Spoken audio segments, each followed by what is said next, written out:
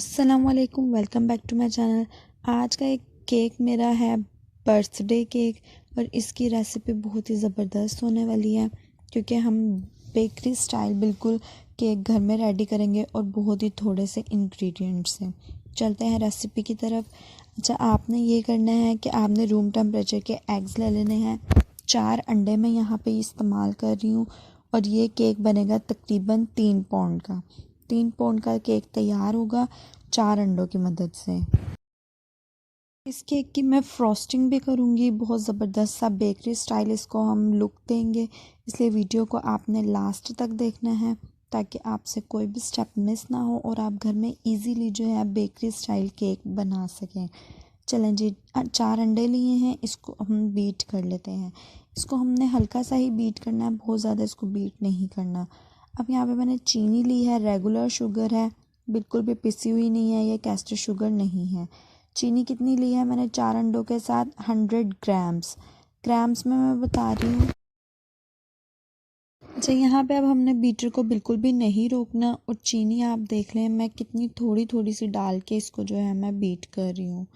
चीनी आपने बिल्कुल थोड़ी थोड़ी ही शामिल करनी है, एक साथ सारी चीनी हम बिल्कुल नहीं डालेंगे।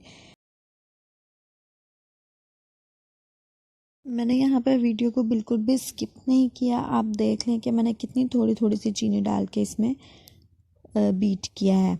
अच्छा, अब यहाँ पे हमारा ब्लेंडर मुसलसल चल रहा है, जो हमारा बीटर है उसको आप मिक्स करते रहें। यही प्रोसेस आप जूसर ग्राइंडर में भी कर सकते हैं। अंडे और चीनी को मिक्स करते हुए मुझे तकरीबन 5 मिनट हो गए हैं बीटर की मदद से और ये कितने ज़्यादा फ्लफ़ी हो गए हैं। हमने इस कंडीशन तक जो है अंडों और चीनी को मिक्स करना है। अच्छा, अगर आप विस्कर की मदद से कर रहे हैं, हैंड विस्कर की मदद से, तो उसमें आपको 10 से 15 मिनट भी लग सकते हैं, लेकिन आपने इस कंडीशन में आने तक आगे का प्रोसेस नहीं करना। अच्छा, अगर आप ब्लेंडर में इसको बनाना चाहते हैं तो आपको मैं बताऊँगी कि कहाँ तक जो है आप इस प्रोसेस को कर सकते हैं ब्लेंडर में।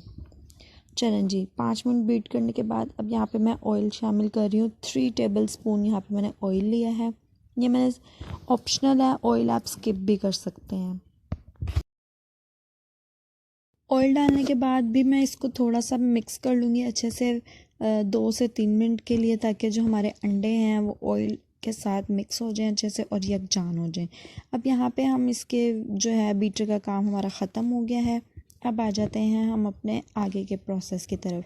यहाँ पे 100 ग्राम्स मैदा लिया है मैंने और ये मैंने छान कर रखा था। छानना बहुत ज़रूरी है मैदे को।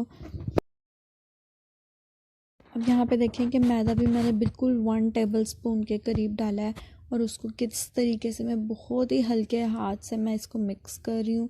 हमने जो अंडे हमने फुलाए हैं, ये फ्लफ़ी किए हैं, इसको हमने बैठने नहीं देना है इस मिक्सचर को और हल्के हाथ से बिल्कुल मिक्स करते जाना है। और सारा मैदा एंड तक मैं आपको लास्ट में दिखा रही हूँ कि मैंने बहुत ज़्यादा जो है थोड़ा थोड़ा करके शामिल किया था। वीडियो को मैंने थोड़ा सा कट कर दिया ताकि वीडियो ज़्यादा लेंथी ना हो जाए, लेकिन आप देखें कि बहुत थोड़ा थोड़ा सा मैदा मैं शामिल करके और बिल्कुल हल्के हाथ से इसको मिक्स कर रही हूँ और मैदे में कोई भी लम्स वगैरह नहीं होना चाहिए बैटर में। चलो जी, 1/2 टी स्पून यहाँ पे मैंने बेकिंग पाउडर लिया है और 2 टेबल स्पून यहाँ पे मैंने जो है कोको पाउडर लिया है। इसको भी अच्छे से छान के हमने डालना है ताकि इसमें कोई भी लम्स वगैरह ना हो और हमारा बैटर जो है वो थिक ना हो जाए ज़्यादा। इतने आप जल्दी से मेरे चैनल को सब्सक्राइब कर लें और प्लीज़ मेरे सब्सक्राइबर जो हैं वो वीडियो को कंप्लीट वॉच किया करें और शेयर लाजमी किया करें, क्योंकि आपको पता है आजकल यूट्यूब में एक मसला चल रहा है कि किसी के पास भी नोटिफिकेशन नहीं जा रहा वीडियोस का, तो इसकी वजह से वीडियोस के इम्प्रेशन भी बहुत ज़्यादा डाउन हो गए हैं। तो इसलिए सब्सक्राइब करें, शेयर लाजमी करें ताकि एक दूसरे की हेल्प हो सके। चलें जी, अब यहाँ पे हमने कोको पाउडर और बेकिंग पाउडर शामिल कर दिया है। छान कर इसको भी हमने बहुत हल्के हाथ से देखें इस तरीके से मिक्स कर लेना है। हमने इसमें ये याद रखना है कि हमने इसकी अंडों की जो फ्लफ़ीनेस हमने बनाई है उसको हमने बैठने नहीं देना। मोल्ड हमने पहले से ग्रीस करके रखा हुआ है बटर पेपर लगाकर, और देखें इस तरीके से कितना ज़्यादा फ्लफ़ी और फ्लोई बना है बहुत इजीली ये ड्रॉप हो रहा है, उसमें बिल्कुल भी लम्प्स नहीं है। अच्छा, यहाँ पे एयर बबल्स बहुत ज़रूरी है निकालना। जब मैं मिक्सचर को टैप करूँगी अपने पैन को तो मैं आपको दिखाऊंगी कि किस तरह बबल्स जो हैं इसमें से निकल रहे हैं।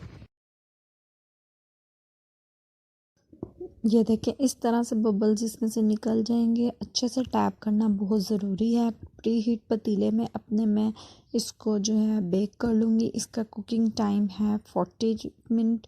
40 मिनट में ये बिल्कुल पक कर रेडी हो जाएगा और मीडियम लो फ्लेम पे मैं इसको बेक कर रही हूँ। बहुत ज़्यादा तेज़ आंच पे आपने इसको बेक नहीं करना, क्योंकि हमने इसके ऊपर जो है इसको हाइट नहीं दिलवानी। अगर आप तेज़ आंच पे बेक करेंगे तो ये जल्दी से हाइट में आ जाता है, इसलिए हमने इसको लो फ्लेम पे बेक किया है 40 मिनट के लिए। स्क्रू डाल के हम चेक कर लेते हैं कि हमारा केक रेडी हो गया है या नहीं। केक हमारा बिल्कुल रेडी है। अब मैं इसको कपड़ा ढक के, रुमाल ढक के इसको मैं ठंडा करने के लिए रख देती हूँ। अच्छा, इस केक की मैंने फ्रॉस्टिंग करनी है तो उसकी रेसिपी मैं आपको बाद में शेयर करूँगी, क्योंकि वीडियो बहुत ज़्यादा लेंथी हो जाती है, इसलिए मैं इसको थोड़ा थोड़ा करके आपको शेयर करूँगी। इसलिए आपने मेरे चैनल के साथ जुड़े रहना है ताकि इस केक की फ्रॉस्टिंग जो है अच्छे से आप समझ सकें और घर में इजीली आप इसको बेक कर सकें। बिल्कुल मार्केट जैसा ही केक हम इसको बनाएंगे। अच्छा जी, केक ठंडा करने के बाद मैंने मोल्ड में ही ठंडा कर लिया था, उसके बाद मैंने इसको डीमोल्ड किया है और देखिए माशाल्लाह से कितनी ज़्यादा हाइट आई है और कितना ज़्यादा स्पॉन्जी बना है। बहुत ही ज़बरदस्त इसका स्पंज तैयार हुआ है और इसमें हमने बहुत ही थोड़े से इंग्रेडिएंट्स डाले हैं। ऑयल भी आप चाहें तो इसको स्किप कर सकते हैं। मेरे चैनल पे एक ऑयल फ्री 3 इंग्रेडिएंट रेसिपी मैंने कल ही अपलोड की थी, वो भी ज़रूर वॉच कीजिएगा। सिर्फ 3 इंग्रेडिएंट्स हमने लो बजट स्पॉन्ज तैयार किया था, वो भी बहुत ज़बरदस्त रेसिपी है। उस केक की भी मैंने फ्रॉस्टिंग करनी है और इस केक की भी, इसलिए मेरे चैनल के साथ कनेक्टेड रहें। चलें जी, अब हम इसको कट कर लेते हैं। केक को इक्वल कटिंग करने का भी एक प्रोसेस है, मेथड है। इस तरीके से मैं इसको कट करूँगी। यहाँ पे मैंने एक धागे का यूज़ करना है। उससे पहले क्या करना है कि कोई भी नाइफ़ जो आपके घर में आप रेगुलर यूज़ करते हैं उसकी मदद से हल्के हल्के से हमने केक के कट्स बना लेने हैं। यानी कि बहुत ज़्यादा हमने नाइफ़ को अंदर की तरफ नहीं लेके जाना, सिर्फ बाहर ही हमने एक निशान बना लेना है राउंड, ताकि हम जब इसमें धागे से इसको कट करें तो ये ईज़िली बिल्कुल प्लेन कटिंग हो जाए। ठीक है, मैं केक में 2 कट्स लगाऊंगी, यानी कि 3 लेयर्स में मैं इस केक को कट कर रही हूँ। इस तरीके से हमने धागा रखना है लेयर्स में जो हमने निशान लगाया है और हाथ को हम दूसरी तरफ से एक घुमा लेंगे। देखें, इस तरह से एक नॉट सी बन जाएगी धागे में और हल्के हाथ से हमने धागे को खींच लेना है। देखें, दोनों तरफ से हम धागा खींचेंगे, धागा स्ट्रेट बाहर आ जाएगा और केक हमारा बहुत ही ज़बरदस्त सा कट जाएगा। केक की थिकनेस देख लें, माशाल्लाह बहुत ही ज़बरदस्त है और जितना बारीक आप इससे केक काटना चाहते हैं इजीली आप इस तरीके से काट सकते हैं। देखिए मैंने कितना ज़्यादा बारीक केक काटा है। इस तरीके से अगर आप छुरी से काटना चाहेंगे तो आपसे बहुत मुश्किल हो जाएगा, नहीं कटेगा, लेकिन धागे की मदद से ईज़िली आप इस तरीके से काट सकते हैं। अब इसमें एक और कट लगा लूँगी और इसकी भी मैं एक लेयरिंग कर लूँगी। बहुत ही ज़बरदस्त हमारा केक बनकर तैयार हुआ है। इसका स्पॉन्ज देख लें, इसकी जाली बनी हुई है कितनी ज़बरदस्त। और केक की फ्रॉस्टिंग के लिए चैनल के साथ जुड़े रहें।